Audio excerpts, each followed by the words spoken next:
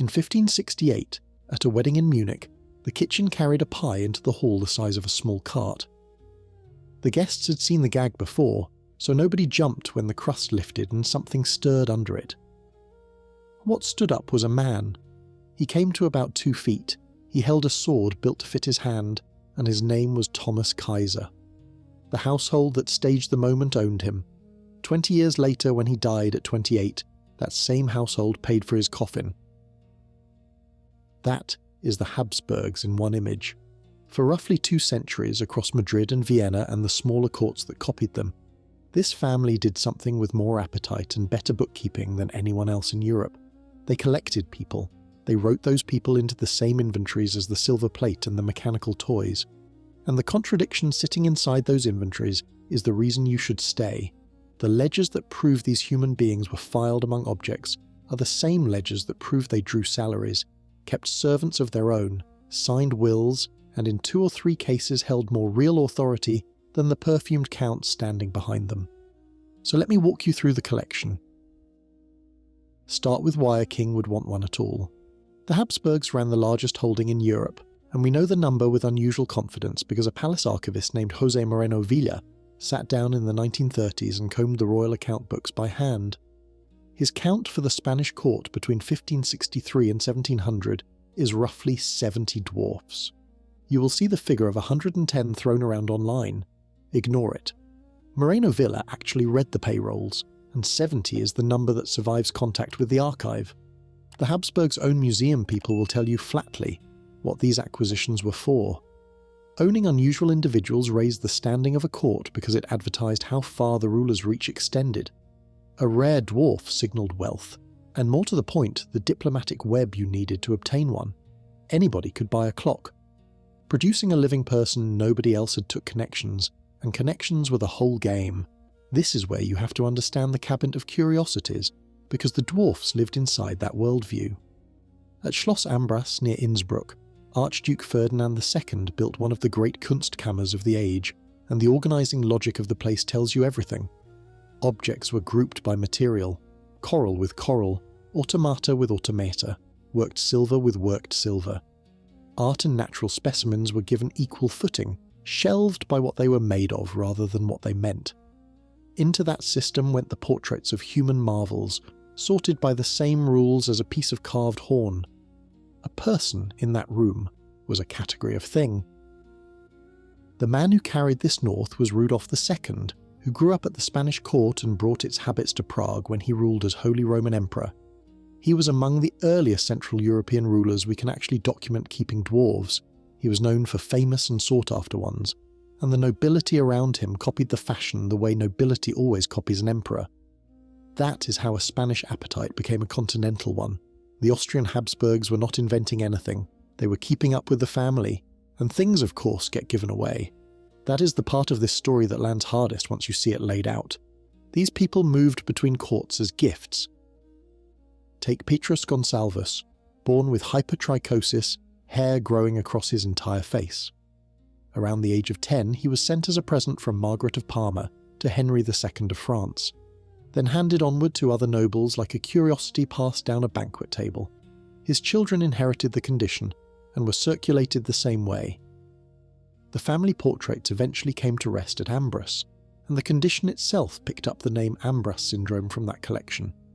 A man, his sons, his daughters, all of them moving through Europe's great houses as living gifts.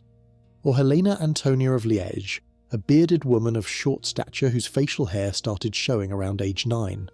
Trace her career, and it reads like a parcel's shipping history. Given as a child to the Prince Bishop of Liège, passed to Archduke Charles of Inner Austria at Graz, on to Maria Anna of Bavaria, then into the household of the Empress Maria, then favoured by Margaret of Austria, Queen of Spain, then loaded into a bridal train bound for Poland in December 1605. The naturalist Ulysse Aldrovandi studied her like a specimen. By 1621 she was being shown at a freak fair in Wrocław. Caught curiosity at the top of her life, paid attraction at the bottom of it. In 1573 Ferdinand of Tyrol received a dwarf as a gift from his own sister, Katharina, the Queen of Poland. Sibling to sibling, a person changed hands like a hunting dog. None of this was hidden or whispered. It was the ordinary mechanics of how these households talked to each other. If you want the coldest version of the logic, look at what happened to Eugenia Martinez Vallejo.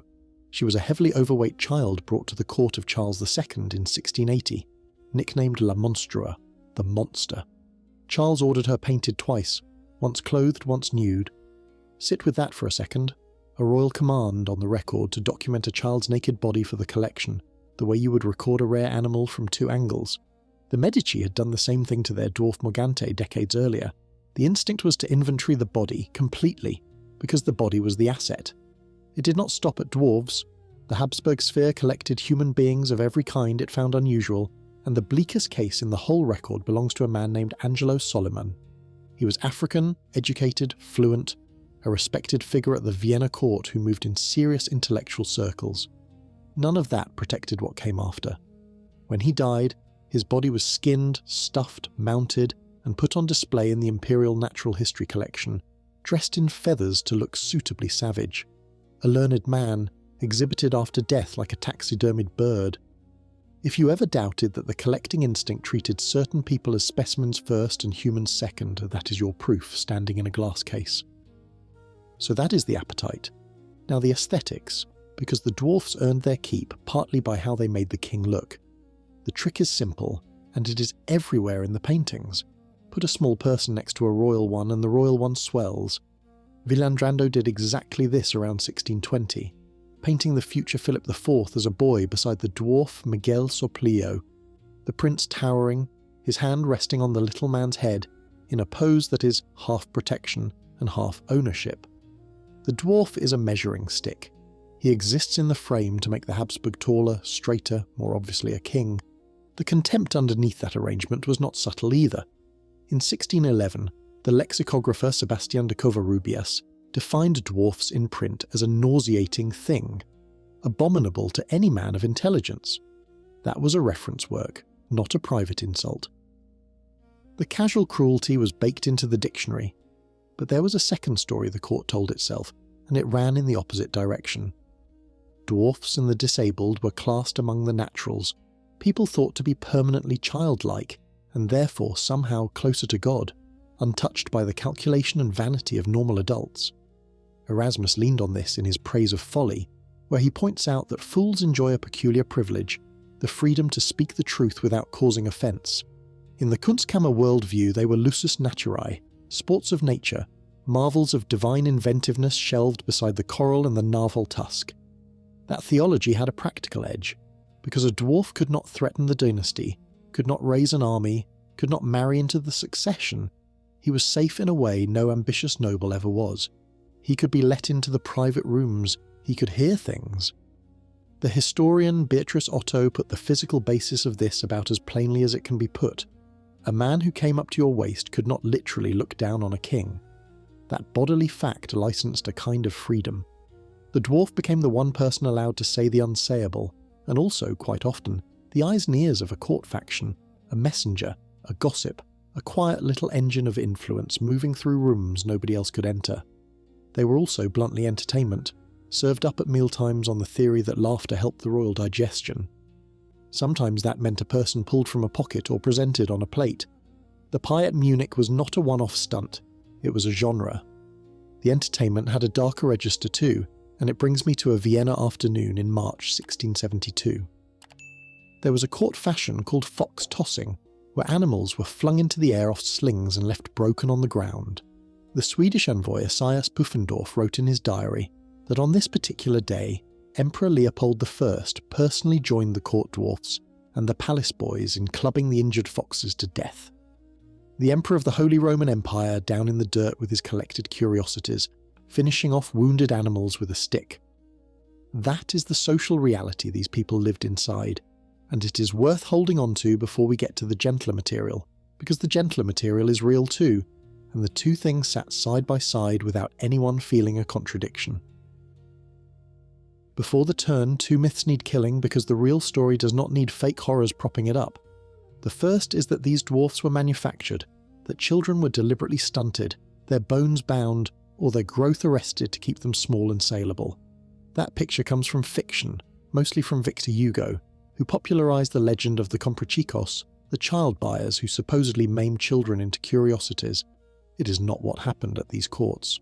The dwarfs already had congenital dwarfism, present from birth. Geoffrey Hudson, the most famous English court dwarf, stood about 18 inches at the age of 9 and had 2 ordinary average-sized parents. Nobody shrank him. He was born that way, and so were the others. The second myth is the cage. You will read that court dwarfs were kept in cages, and for the Habsburgs that is flatly false, a metaphor that calcified into a claim. Caged dwarfs do appear in the record in exactly one famous instance, and it is not Madrid or Vienna. We will get there. Here is where the story turns, and it turns hard. For all the inventory logic, these were not pets in any legal sense. They were salaried staff, paid in the same ration system as everyone else in the household, and the numbers are specific because Moreno Villa copied them out of the books.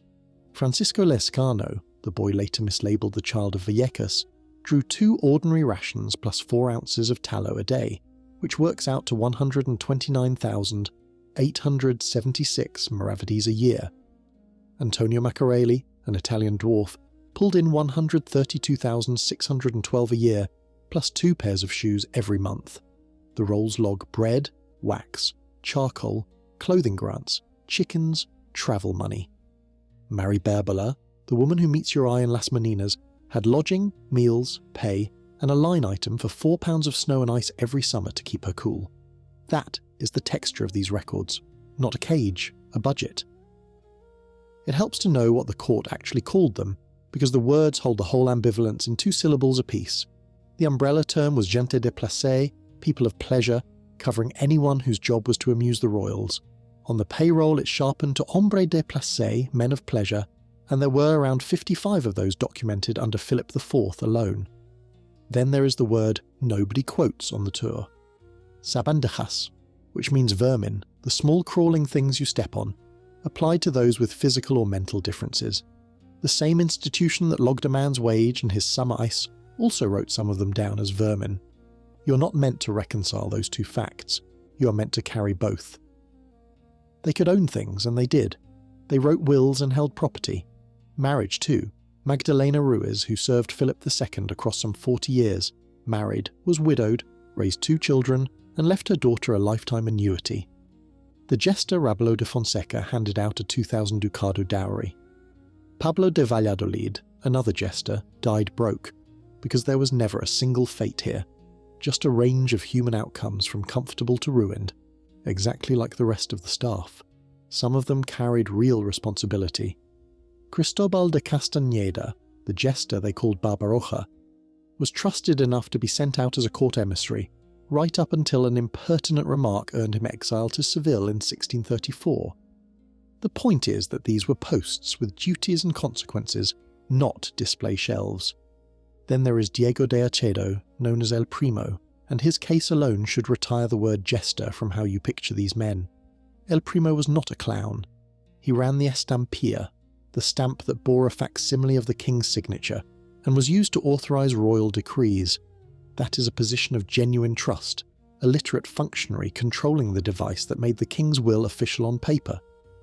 The famous Velázquez portrait shows him with a heavy book, an ink pot, a glue pot. People look at those objects and read them as props, comic clutter for a fool. They are nothing of the kind. They are the tools of his office. His pay reflected administrative rank, 18,750 maravedis per 6-month period. He carried the honorific Don. He had a servant of his own. In 1642, travelling with the royal party near Molina de Aragon, he caught a gunshot probably meant for the king's favourite, the Count Duke of Olivares, whom he happened to be fanning at the moment. He was painted at Fraga in 1644 and buried in the church of San Juan in Madrid on the 22nd of September, 1660. A clerk, in other words, with a recorded death and a recorded job, who has spent 4 centuries being remembered as a punchline. A quick honesty note here, because the research demands it. There is a long-running scholarly fight over which Velázquez portrait shows which man, and whether the famous seated figure usually called Sebastián de Morra is actually El Primo. The Prado and the specialists are genuinely split, and I am not going to pretend a face-to-name match is settled when the experts say it is not. The lives are documented. The exact pairing of life to canvas is, in places, still an open argument. What is not in dispute is the bequest.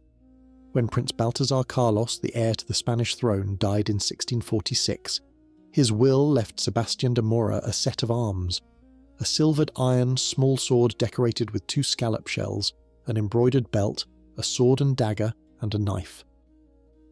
Think about the social distance involved. A Prince of Spain, dictating his last wishes, stopped to leave specific weapons to a dwarf. That is not how you treat furniture.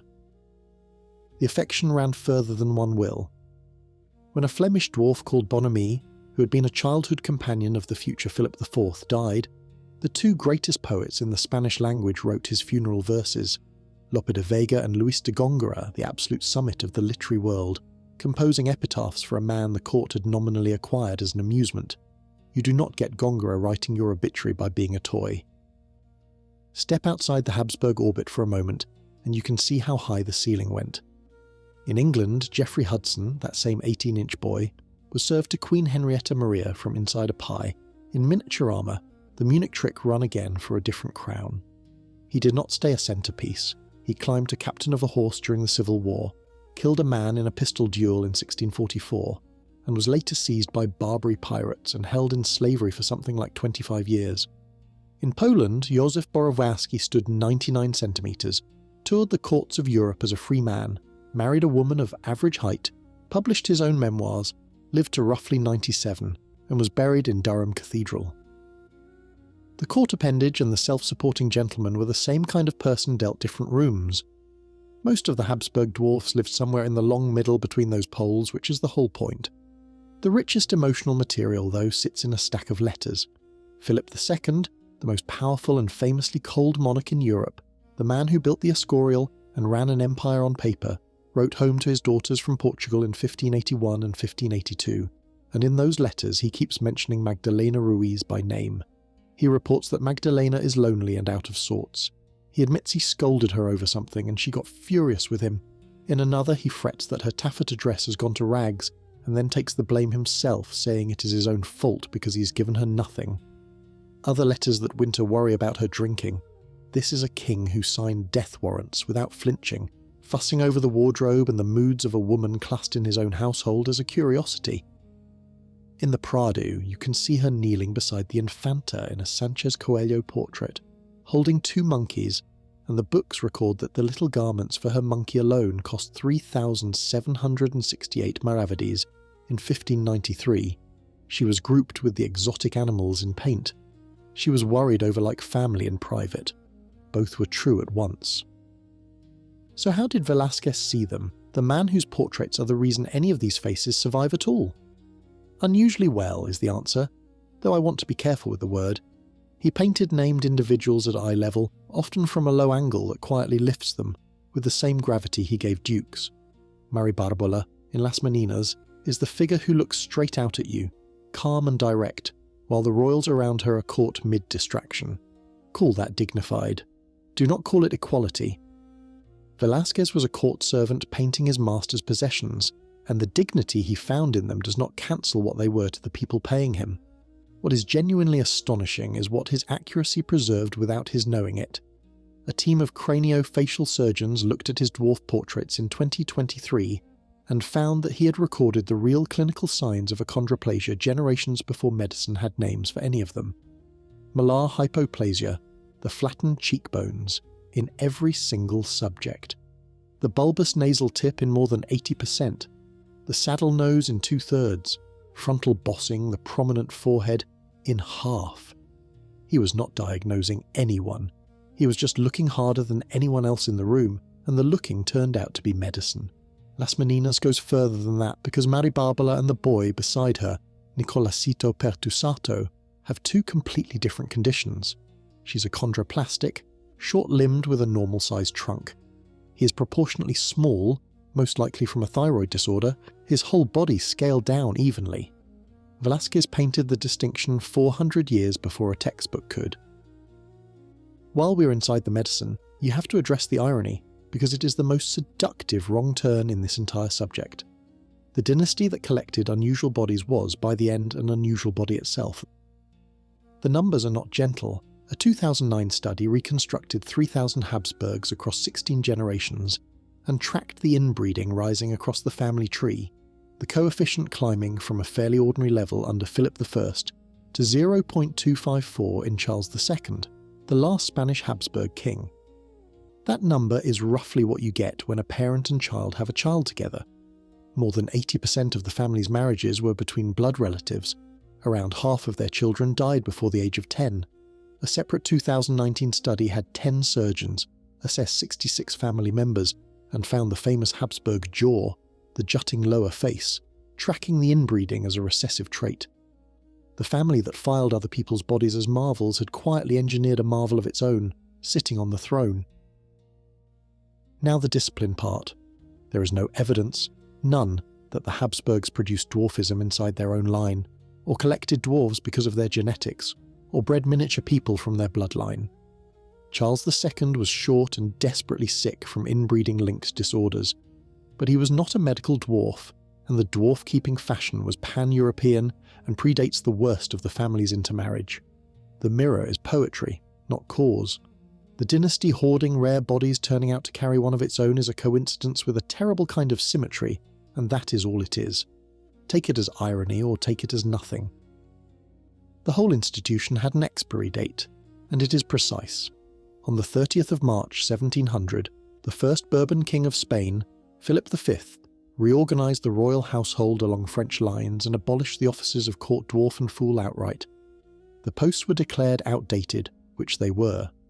Maribabola was let go and made her way back to her homeland, reportedly with savings in hand. A way of living that had run for nearly a century and a half in Madrid ended on a single administrative afternoon. The cage. I promised you sits in Russia, well outside the Habsburg world and a decade past Madrid's last day. In 1710, Peter the Great threw a wedding for 2 of his dwarfs and assembled around 72 more from across his empire to attend, holding some of them penned beforehand. That image, the caged crowd, the human being as pure prop for a sovereign's amusement, is what most people summon when they picture a court dwarf at all. It is the Russian spectacle, not the Spanish household. In Madrid, the defining document was a pay stub. In Moscow, it was the guest list for a staged freak wedding. That gap is most of the story.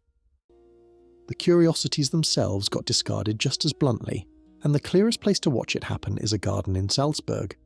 The Mirabell Dwarf Garden is the oldest of its kind in Europe, and around 1690 to 1692, the Prince Archbishop Johann Ernst von Thun had 28 grotesque dwarf figures carved in white marble, modelled mainly on the French engraver Jacques Callot's caricature prints of Goethe and Guiche and hunchbacks, and traditionally said to portray real court dwarfs and townsfolk as well. You will read online that the statues went up in 1715, or that a later ruler had them torn down to spare his pregnant wife the sight of deformed creatures. Both stories are wrong, comfortable fictions invented after the fact.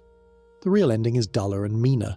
When grotesque dwarf imagery fell out of fashion, the marble figures were simply auctioned off in 1811 for about 2 gulden apiece. Prized one century, sold for pocket change the next. 17 of the original 28 have since been tracked down and put back, which is its own small comment on how taste circles around. That ark, treasured then dumped then quietly recovered, is the human story in stone, and it is where I want to leave the argument, because modern historians have been doing the recovering for the people too. Scholars like Ravenscroft and McBride, re-examining these lives, have argued hard against the simple picture of the abused pet. The system did objectify them. It filed them with the silver, it commanded their bodies painted nude, it let an emperor club foxes at their side. All of that is true and none of it should be softened. And yet the same system paid them, housed them, mourned some of them in the finest verse the age could produce, and left a few of them room to build a life. Which is why the last word belongs to the boy in Las Meninas. Nicolasito Pertusato was handed over to Mariana of Austria by his own parents in Milan, a gift to a passing princess carried off to Madrid at 14. By 1664 the court was calling him Don Nicholas. In 1675 Charles II promoted him to chamber-aide. In 1687 he received a cash gift of nearly 75,000 reals. He made a notarial will in 1703, owned property, and when he died in Madrid in 1710, he left his entire estate to a woman of his own choosing. The child who arrived as someone's present died a property gentleman who decided on paper exactly where everything he owned would go.